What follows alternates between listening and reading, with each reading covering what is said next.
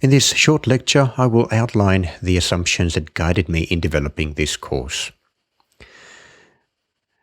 This course is designed for people who are already familiar with the Arduino Uno and are curious about the newer and shinier members of the Arduino family.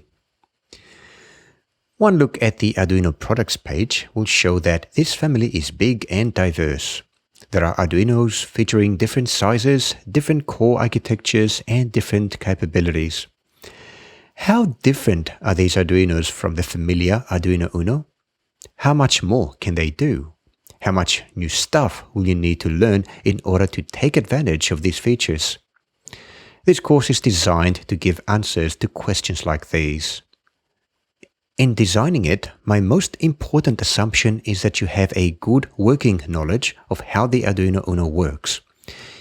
If you have gone past the blinking LED and have played around with timers, analog to digital converters, accelerometers, temperature sensors, and have some experience with the serial port, SPI and I2C interfaces, then you will get a lot of benefit from this course. I must apologize for using the term advanced in the title of this course and not including the Arduino Uno in the lineup of advanced boards. You can do amazing things with the Arduino Uno, and with its relatively humble 8-bit microcontroller, the Atmega 328P. When you look into this microcontroller, you will find hardware with a lot of potential. By using the term advanced, I wanted to emphasize the much greater potential of Arduino Uno's younger cousins.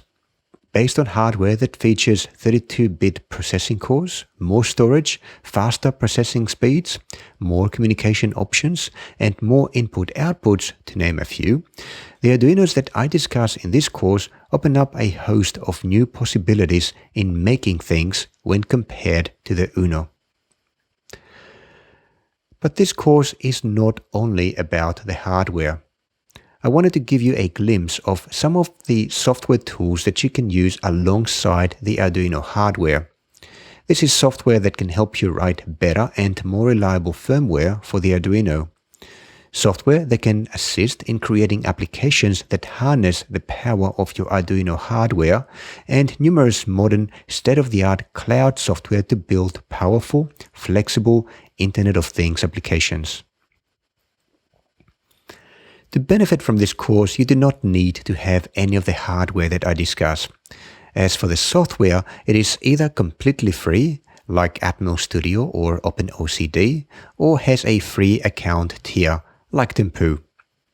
Considering the higher cost of the hardware involved, you can simply sit back, relax, and watch the lectures in order to get a good understanding of each board. Armed with this information, you can then decide which board is the best fit for your next project, and go ahead to purchase it with confidence that it will do the job. Of course, if you already have the hardware, even better. Take it out, plug it in, and follow along with the lectures.